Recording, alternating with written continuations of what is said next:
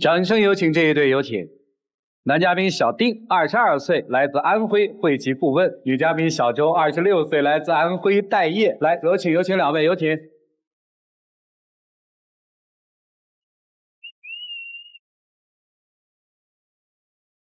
欢迎两位哈。是的。会籍顾问做什么会籍的呀？舞蹈咨询方面的。学舞蹈的哈。对对对。男朋友帅哈。我也不丑啊。对，挺自信的。说因为他有前任，所以你们俩经常为前任打仗，是吧？我们两个是去年5月份在一起谈恋爱的，然后到10月份，短短的就是半年不到的时间，我们就订婚了。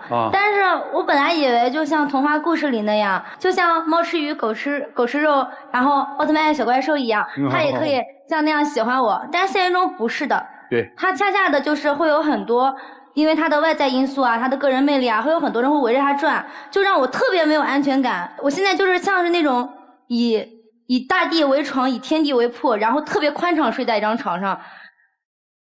所以，明白了，这太没有安全感了啊！对，就随时都有人能进入，是这意思吧？对。哎呀，没有，主要是因为他的疑心病太重了。不是我疑心病重，你看啊，之前我们热恋的时候嘛，我跟他两个就是晚上会玩的比较晚，有一次我们玩到凌晨大约有2、3点钟的时候。这时候打来一电话，电话的显示区域既不是我的区域，也不是他的区域，也不是他父母的区域，是一个陌生的区域。然后呢，就因为他比我小几岁，我本来是不是挺没安全感的，对不对？然后呢，我再看到那个电话上面显示的那个尾号，又是正好是他生日的年份。我就更慌张了。平时他要接朋友电话都是喂您好，但他那天接那个电话就是喂，然后就是沉默。沉默完之后呢，他就说你谁啊？然后就是一个特别叹息的语气，我知道你是谁了，有事吗？然后就挂电话了。挂完电话我就问他谁给你打电话了，他就一直不说。当时那个情况我也很懵啊。说谁吧？前任吧。对，就是前任啊。然后呢，我说那他大半夜给你打电话什么事啊？我当时就有点不高兴了。他说我也不知道什么事儿，他要不然我打个电话过去问问。然后我说那你开扬声器，他就又打过去了。打过去之后呢，他就说喂，你大半夜找我干嘛？然后那你就说没事啊。那没事，这时候你不就应该挂了吗？是不是？好，他俩沉默了1分多钟。我那个时候可是度秒如年的时段，当时那1分多钟沉默什么呢？我当时是想，就是他给我打电话，对吧？我要让他说一点，他为什么要找我，然后给你听，我怕你多想嘛。那他不是说了没事了吗？那我哪知道后面没有话了嘞？你等他回的话，你等1分多钟；你等我回的话，你也没等1分多钟啊。没有，我主要就是想跟你解释一下这个事情。我好奇的问一句啊，为什么让他打呀？我也不知道，当时他说，我就问他找他什么事儿嘛，他说他也不知道什么事儿，他说那要不然我打过去问一下，我想着也合情合理，那就打过去问一下吧。这不挺好，说明他们俩没事儿，你应该高兴才对啊。但是这1多分钟过去这样没事儿，这不完了吗？挺好一件事儿啊，怎么了呢？那他为什么要等着呢？就2个人干嘛要等那1分多钟呢？那没事不就能当机立断挂了吗？对你是这么想的，就是他们俩心里一定还有彼此。对，就彼此都在沉默，都在回忆啊。那1分多钟，我的天哪，都是画面。怎么着，跟前女友有没有关系吧？从我跟他分手，然后到跟他在一起，然后我之间没有跟前任有任何联系。那天很巧，我也不知道为什么突然给我打个电话，刚巧他在旁边。你也信了对吧？信什么？你也觉得他俩没关系了，就已经是过去了。对啊，并不是这样的。后面还有后续呢。听故事。紧接着呢，没段时间，他一个老家的朋友就来我们那做客。做客呢，那当时是夏天嘛。我们都是年轻人，吃龙虾，喝小啤酒。两人就喝高了，喝高了就开始唠了。唠什么呢？唠以前的什么呢？前任。他就各种忘不了。没有说各种忘不了。你当时没说各种忘不了吗？没有，当时情况是什么样的？我再说一下啊。当时那个情况就是我那个发小。然后他来到我所在的这个城市找我玩嘛，当时他喝酒喝多了，他在想他的以前，然后我就说拿我以前做个反面的教材，然后告诉他不要想以前，要珍惜现在，是这样吗？不是这样的，当时他的发小是这么说的，说他很忘不了他前女友，他就给他劝说，你看啊，我也忘不了我前女友，但我现在也有女朋友了。就这么劝他的，那我作为一个你现任女朋友，我在那里，你把我置身于何地？关键是人家喝多了嘛，来找我不能破坏人家家庭啊，我肯定要劝他呀。就除了这个，他还跟前女友有什么联系？就暂时告一段落吧。你看这心眼小的跟真别似的。行，还有别的吗，姑娘？有一次我生病的时候特别严重，他作为男朋友就去看了我呀。就当时我不是特别喜欢那个灯和闪闪的东西嘛，他就买了一个那种布朗熊的那种氢气球带灯的那种，买回来之后我当时特别惊喜，就正好符合了我2个特别喜欢的东西，那我不就各种拍照发朋友圈发微博嘛。他也发了一个，那我心想着他发了一个那个标题是圆你的梦，我心想着那他既然发了，我是不是得看多少人给他点赞啊，多少人送祝福啊。当时呢我就看到了一个这样的信息，一个他之前跟我说过称为姐姐的女性在下面评论了一个，也给我码一个。那这时候作为男朋友应该怎么回答呢？应该怎么回答？我感觉要么就委婉的拒绝呗，对不对？就说那这是我给我女朋友买的，或者你找你男朋友买去之类的话。如果关系够好的话，都是姐姐了，这么说话应该不过分吧？他没有，他回了2字，好的。都别笑了，大庭广众的我又不能生气。你可以气啊。我看你其实你也不气，挺骄傲的说，他回了2字，好的。你是骄傲啊，听明白了。这不是骄傲，是因为我是个特别要面子的女生，我就觉得这么多人，如果我跟他2个吵掰了，也挺不好的。这其实是个边界问题。他的姐姐多吗？多，但是既然是姐姐，那姐姐和女朋友是有区别的，对不对？对。那如果你给我的东西，而且又是圆我梦的东西，你也能给别人，那女朋友和姐姐就没有区别了。是，说的我本来就没打算要给别人，我只是随口回了一句嘛。试想一下，如果今天你带我去个地方玩，我一个异性朋友也说，哎，那下次我也带你去，我回个好的行吗？行吗？行吗？是的。其实他是说不行，因为这自问自答了嘛。行吗？不行啊。行了，还有别的吗，姑娘？然后就是撒狗粮来了，跑我们这儿，哎呀，没有，真的就这些事情会让人特别受不了。然后我就说受不了的事儿。那天呢，就是他跟我说他出去喝酒，我说那你去吧，因为我觉得男生该有自己的社交圈，但是呢，你必须得跟我报备一些真实的事情，让我知道你至少在哪儿，安不安全，对不对？但是那天他中途有半个小时都消失了，找不到人。是这样的，当时我们不是在喝酒嘛，然后都在玩手机，我们那里的人就说不行，我们是出来喝酒的，又不是出来玩手机的，然后我们把手机都放在一起，说谁碰手机谁今天晚上就买单。那你就这半个小时没回，就等于是在玩这个，对不对？差不多。但是后来我从他朋友那里听说并不是这样，他们只玩了5分钟。那我朋友跟你开玩笑，你看不出来吗？什么叫开玩笑？当时是笑着跟你说的，他们喜欢开玩笑，你又不是不知道。他说的就是实话呀。不是，你觉得他这半小时干嘛去了，姑娘？怎么那么气？因为后来我知道他们那天喝酒并不像以前一样，都是他们就是原来的一帮朋友在一块喝酒。他有一个陌生的女孩子加入进来了啊，然后他之前都没有会讲这么长时间不回我信息的。哎呀，还有啥事儿？然后呢？当时我就说那你半小时去哪了？他就没说。那天他们后来是去唱歌了，一直晚上凌晨玩到4点钟回来。但是在这之前，他跟这帮朋友相处，第一是没有那个异性的女生的，第二是不会去进行第2场活动的，没有那个项目。他说明了什么？之后呢，有一次他过生日的时候，我就是跟他这个女生接触了嘛。你最后发现什么没有啊？当时这个女生其实我是没有在意的。但是后来呢，有一次他喝酒就没有带我，喝完酒的时候就还有下一场唱歌，我说那你唱歌你带上我呗。去之前我就问一下有没有其他女生啊，他又说就你经常见到的我朋友一个老婆，然后还有一个女的，那个女的是他什么朋友的什么女朋友，肯定就是不是列为我的那个需要侦查对象的，对不对？然后呢我就没有想太多，后来你其实去侦查去了，不是唱歌啊。那得看看嘛，你知道吧？他为什么后来就越来越变得项目越来越多了呀？我就想去看看。后来去了之后呢，根本就不是只有2个女生，那个女生的人数比男生将近是1倍直到看到最后一个怀疑对象出现，对，然后坐在最边上。那个女生是不是就那天晚上来的那个陌生的女生？对，你太聪明了，就是那个女的，对不对？这要再猜不出来，我基本就是个傻子了。您前面不都在铺垫？对呀，你说你这3个线索一连起来，谁能不想着有问题？有啥问题啊？就是可能会发展成未来女朋友，我就会发展成前任啊。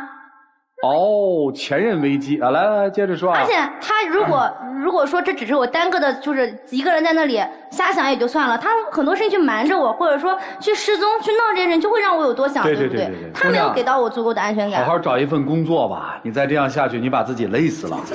确实你太闲得慌了啊。也不是我闲得慌。见面之后怎么着了？就是宣誓了一下主权嘛。怎么宣誓的呢？你过来，这是我的啊。是这意思吗？就从头到尾坐他旁边，然后就故意挽着他之类的。哦，好了，行了，听明白了，就这点破事儿就来我们这儿。这什么叫两过事？这事和事情连在一起，是问题很严重了。我们才订婚呢。后面还有事儿吗？后面就是一些小事情，就是说我们俩在一起相处的时候，大家现在不都有微信群嘛？然后微信里不有通过好友的这个功能嘛？就有女的那天正好加他，就正好被我逮着了。我就问他，我说你为什么通过这女的？然后他就说这是弄牙齿的，他说他自己牙齿他不满意，他想弄一下。我当时也没多想，另一个我也就没多问。后来无意间我翻到那个女的居然是卖东西的，她不是弄牙齿的。你想以此说明什么？不是，我的意思就是说，她老是这样，对我们的未来很堪忧啊。很紧张。对。换了这个男朋友吧。那不行，弄一个不那么让你紧张的，不是挺好的吗？那不行，那我就换了，我就不用来了。就是因为我既紧张，然后我又不想换别人。人家不有句老话吗？以前的人都能天长地久，因为以前东西坏了喜欢修啊。现在的人坏了东西喜欢换，我不想当那种喜欢换东西的人。那你就在家里修呗，我们也修不了它，怎么修啊？这不是修不好就来了吗？他干嘛了呀？其实说白了就是你对他没有安全感，是这意思吧？哎呀，你这是一句话都没有哈，就是真是来摆帅的是吧？没有。就当你女朋友歇斯底里的、有点神经质的在絮絮叨叨这些事儿的时候，你心里是怎么想的？你能告诉我吗？其实这件事情本来就是那种莫须有的。那你能回答我一个问题吗？为什么你找的这个女朋友老对你莫须有呢？可能是因为我有些事情做出来让她有点不满意。你确实做过让她不满意的事儿啊。就可能是因为这些小事情，所以就导致他现在对我的这些不信任。烦吗？怎么说呢？我要是真的不想跟他在一起的话，就肯定会觉得烦啊。但是你还想跟他在一起？对，一点都不烦是吧？很享受是吧？挺开心的。挺开心的。但是我会难过呀。难过啥呀，孩子？就他发生这件事情的时候，我心里会不舒服。我就想两个人幸幸福福、甜甜蜜蜜的去生活。我不想有那么多多余的事情。我也希望他身边不要有那么多，就我同意他有异性朋友，但是不要有那么多没有边界感的异性朋友。不是，他们怎么没边界了？比如说，他们会不会晚上到谁家去住啊什么的，就讨论个什么事儿哈？我就这意思啊，讨论个舞蹈。那肯定不会，那要会了就换了。但是我感觉爱情中每个人都是自私的。他做的很多事情我会在意，是因为我在乎他呀。但是那些在意的事情，他能不能就少犯点错误？他每次都不会犯重复的错误，但每次小错误都是不一样的。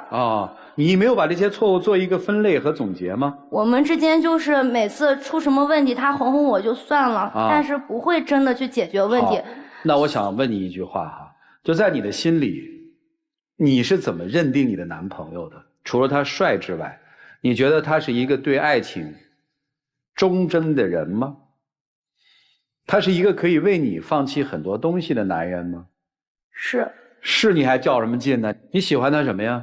喜欢他傻呀。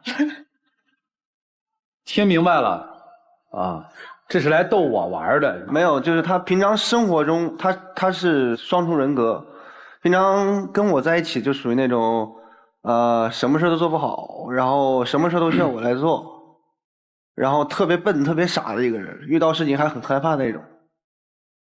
真是喜欢他傻哈。还有呢，就是因为我有一次就是我的手嘛，然后被玻璃划掉了，划掉一块肉。他就是个傻子，看着我的手在那里笑。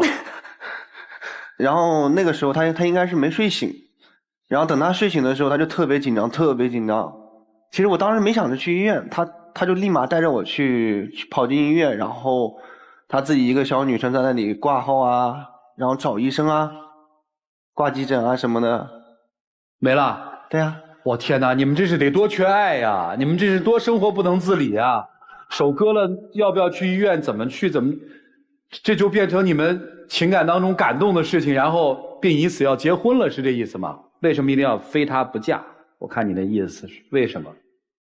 因为其实我年龄比他大嘛，然后我们俩又是最萌身高差，就是然后我就感觉我能找到他就已经很难得的一件事情了，而且他在生活中确实是一个除了犯小错误以外对我很体贴很好的一个男孩子。但是就是这还是我来节目的初衷，我不想跟他结束，我想跟他好好的，但是我心里面又害怕又紧张又不知道该怎么办。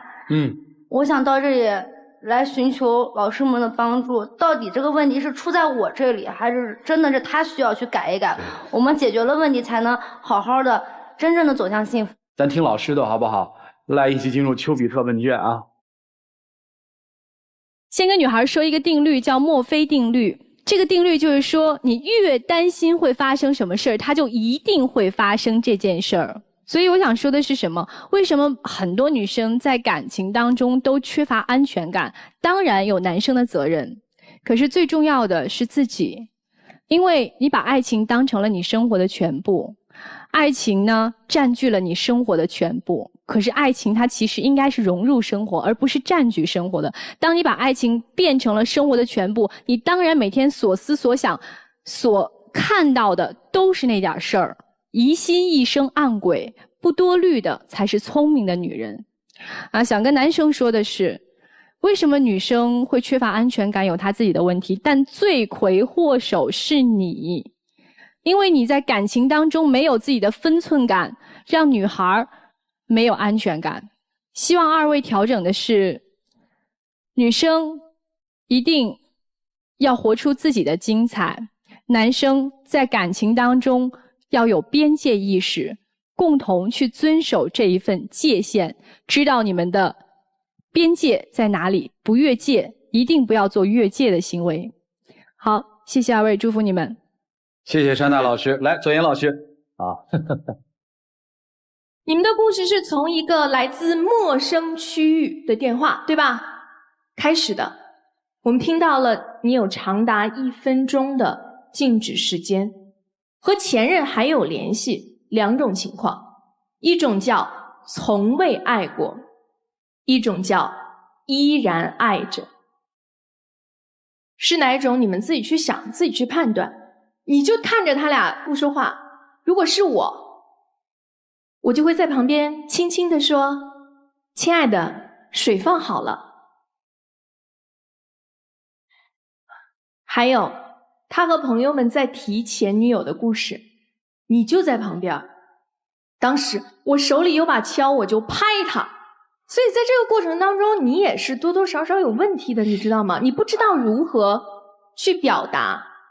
然后不是说他有特别帅你就一定没有安全感，你要自我提升，自我保值，甚至自我增值。我们这么漂亮有什么好担心的？然后给到你们两个的爱情建议就是你就像珊娜老师说的，你要有界限感，让他有归属感。你一句关于爱情的话我送给你，你给我的如果和给别人的是一样的，再好我都不要了。祝福你们，谢谢。谢谢左岩老师。来，胡老师。如果你想要打败一个竞争者，如果你想要让你的那一半更在乎自己，你只有一条途径，就是让自己变得更优秀。除此之外你没有任何方法。就像两个小明星争一个角色，如果你老想的是用各种不择手段的方式让他获得不了这个角色，而不是让自己更适合这个角色，即便你获得了你也演不下去。所以你只有管好自己的自尊，你才会更有魅力。你说你很在乎他，你所在乎他的呈现方式就是这个也是情敌，那个也是情敌，这个我要管着他，那个我要管着他。你认为这是在乎吗？我一点都不认为这是在乎，这只是肤浅的占有。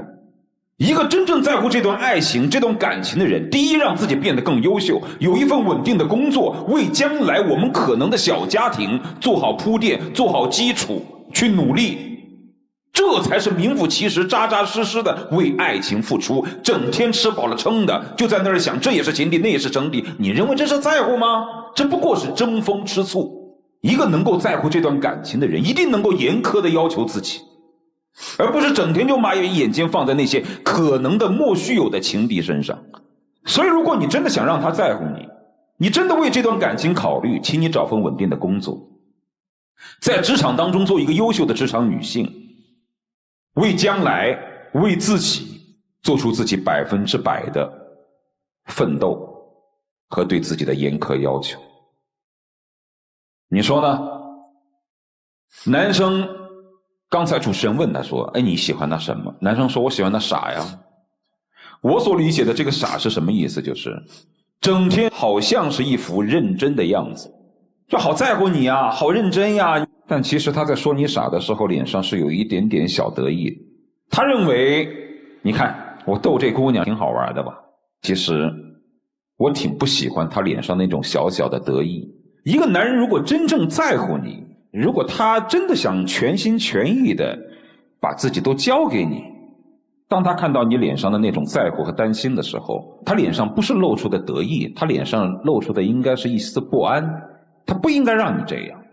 你们今时今日还能够在一起，好像还挺甜蜜的样子，表面上是因为你的在乎，但其实你想，如果一个女人长期没有工作，然后整天就是这样的神经叨叨，久而久之，这种所谓的在乎就不再成为一种在乎，这种在乎成为一种精神折磨。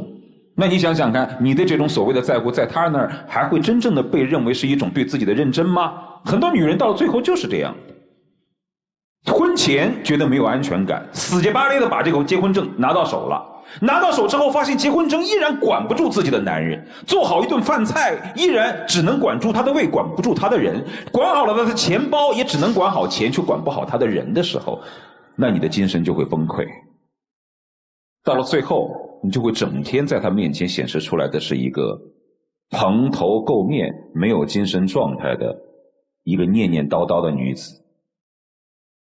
所以没有用的，你那种在乎不是在乎，真正的在乎，请你付出真实的行动，把自己变成最优秀的自己。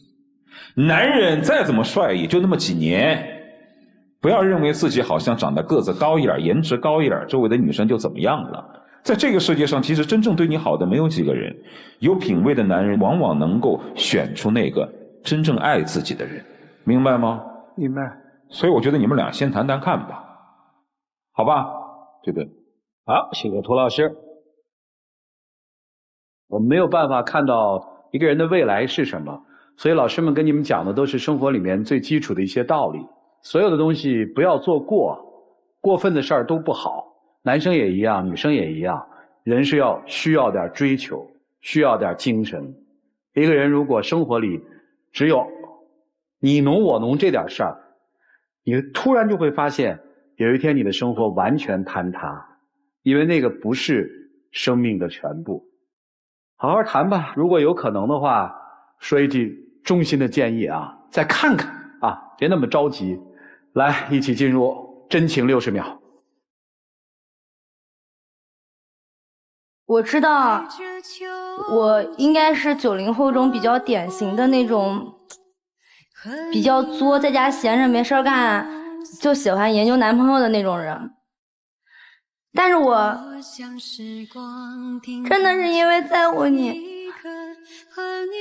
我的想法其实挺简单的，我就觉得我们既然已经订婚了，这么短的时间我们都认定彼此了，那能不能好好的在一起？你能不能让我放心啊？不哭不哭，放心，我会做到的。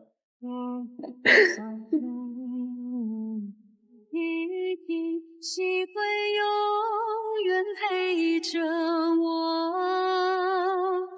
谢谢老妹啊，请回，谢谢你们。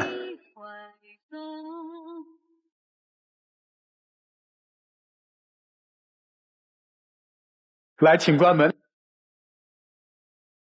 反正看了他们的故事，我坚定了一个信念：从明天开始，我一定要带我闺女儿见一见世界级的帅哥到底是什么样的，不要等他们长大一谈恋爱，就跟没见识的小朋友一样。这个他们有他们的选择，我们祝他们这个开心和幸福。请开门。